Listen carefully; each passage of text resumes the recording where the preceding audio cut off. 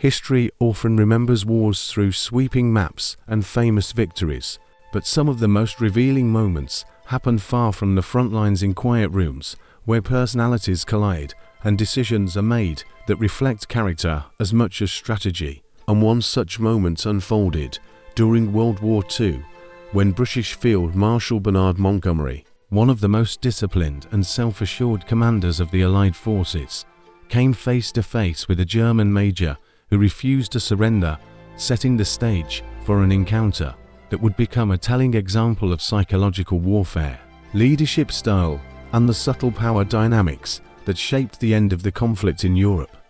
To understand why this moment mattered, we need to understand Montgomery himself, a man known as much for his rigid confidence and meticulous planning as for his deep belief in morale and symbolism. Because Montgomery did not simply fight battles, he managed perceptions, both among his own troops and among his enemies, and he understood that how a surrender was handled could be just as important as the surrender itself. By the later stages of World War II,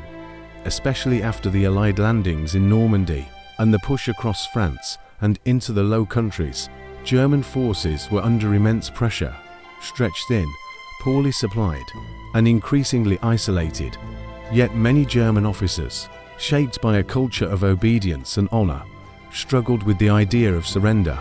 seeing it not merely as a military act, but as a personal and moral failure. And this mindset often led to tense, unpredictable encounters when defeat became unavoidable. The incident in question occurred during this phase of the war, when Allied forces were steadily encircling German units, cutting off escape routes, and demanding capitulation to avoid unnecessary bloodshed. And it was in this context that a German major,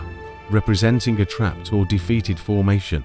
was brought before Montgomery or communicated directly with his headquarters and refused to formally surrender, either questioning Allied authority,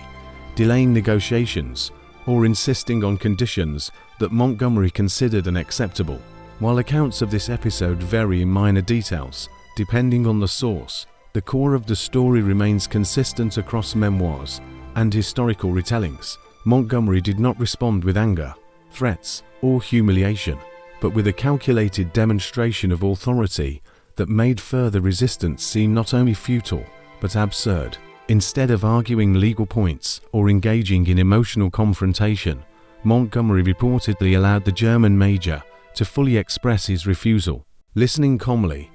almost indifferently, before responding in a manner that reframed the situation entirely, stripping the German officer of the illusion that he still held any real leverage.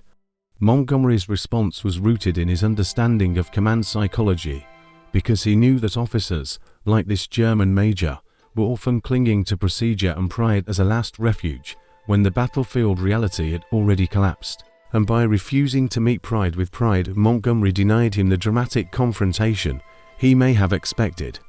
Rather than threatening immediate violence, Montgomery emphasized the simple, unavoidable facts on the ground. German positions were surrounded, Allied artillery and air power were overwhelming, supplies were exhausted, and continued resistance would not change the outcome, only increase casualties. And this matter-of-fact presentation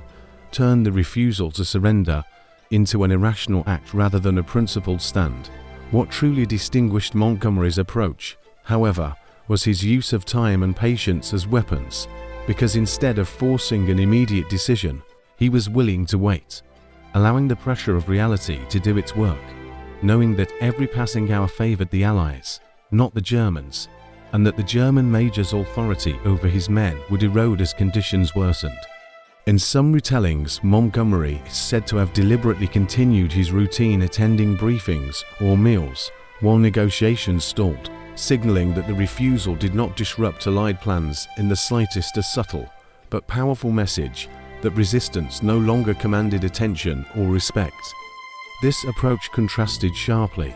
with the German military culture of rigid hierarchy and dramatic gestures, and it left the German major isolated, forced to confront the fact that his defiance carried no strategic weight and no emotional impact on his opponent. Eventually the refusal collapsed, either because the major recognized the inevitability of surrender, or because pressure from subordinates and surrounding circumstances made continued defiance impossible,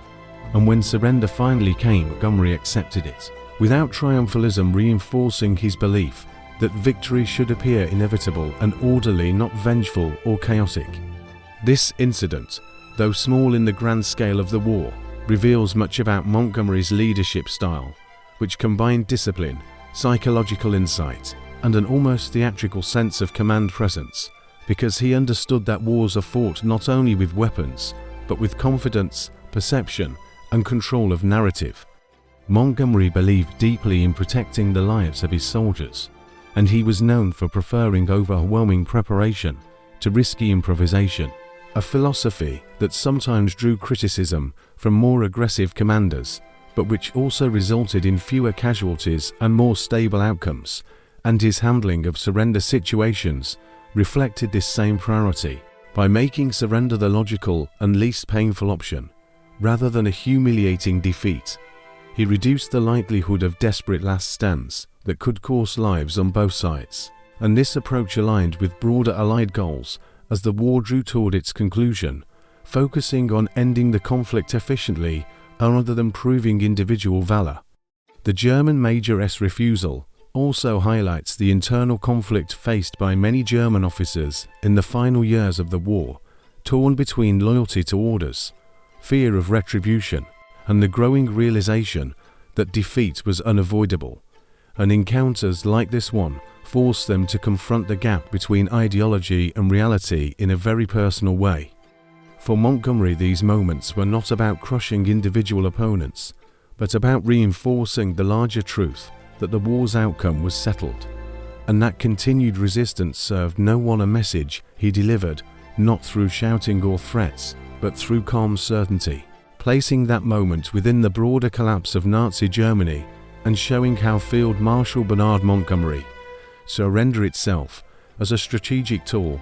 not just to end fighting, but to shape how the war would conclude in Western Europe. By late 1944 and early 1945, the German military was no longer a unified, confident force, but a fragmented system held together by ideology, fear, and increasingly unrealistic orders from above. And Allied commanders were encountering a wide spectrum of responses from German officers, ranging from immediate cooperation to fanatical resistance, with many trapped somewhere in between, unsure whether surrender meant survival or disgrace. Montgomery understood this psychological battlefield better than most, and he believed that how the Allies behaved in victory would directly influence how quickly the remaining German forces laid down their arms. Across Northwest Europe, his headquarters developed a reputation for controlled, orderly surrender procedures, emphasizing clarity, inevitability,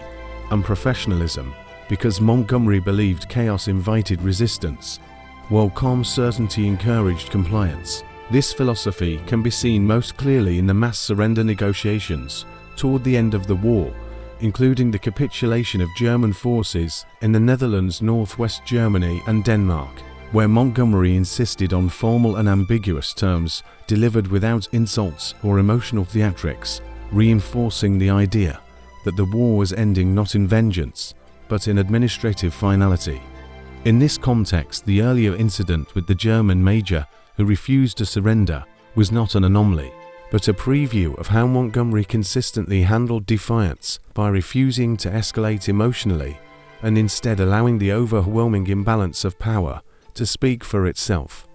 Unlike some commanders who relied on intimidation or dramatic gestures, Montgomery projected an almost bureaucratic authority, treating surrender as a procedural outcome rather than a personal defeat, which subtly removed the honor versus shame dilemma many German officers struggled with. This approach contrasted sharply with the internal German command culture at the time, where orders from Adolf Hitler often forbade surrender outright, placing officers in an impossible position, forced to choose between obedience and the survival of their men.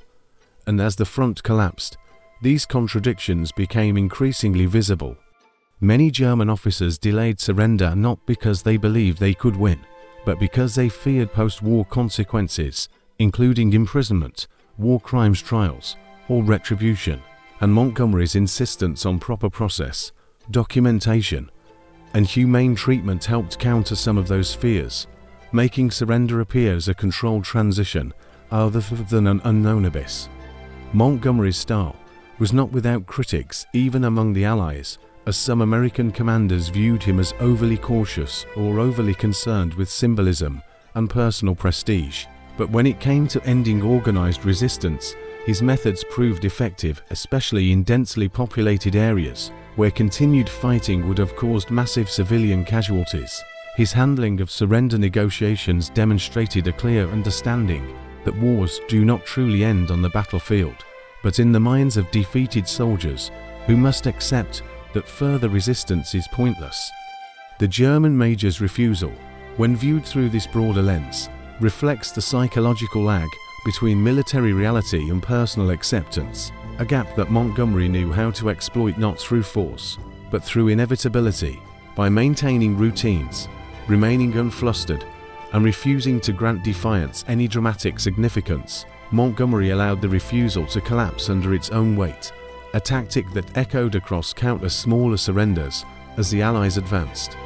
As the war drew to a close, in May 1945, Montgomery presided over one of the largest formal surrenders of the conflict, accepting the capitulation of German forces in Northern Europe, an event marked not by triumphal speeches, but by restraint and formality, underscoring his belief that victory should look orderly and final, not emotional or vindictive.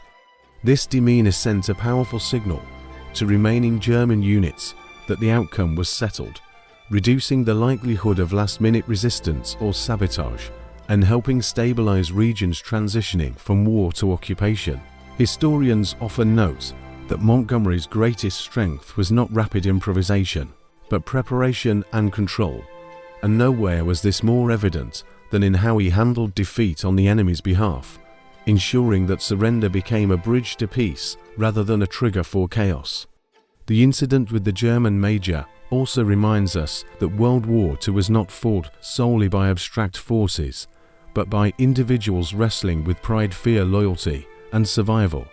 and that leadership in such moments required emotional intelligence as much as strategic skill. Montgomery's calm authority did not erase the tragedy of the war, but it helped bring it to an end with fewer unnecessary deaths, a contribution that is easy to overlook amid larger battles and headlines. In the end, what Montgomery did when a German major refused to surrender was not dramatic in the cinematic sense,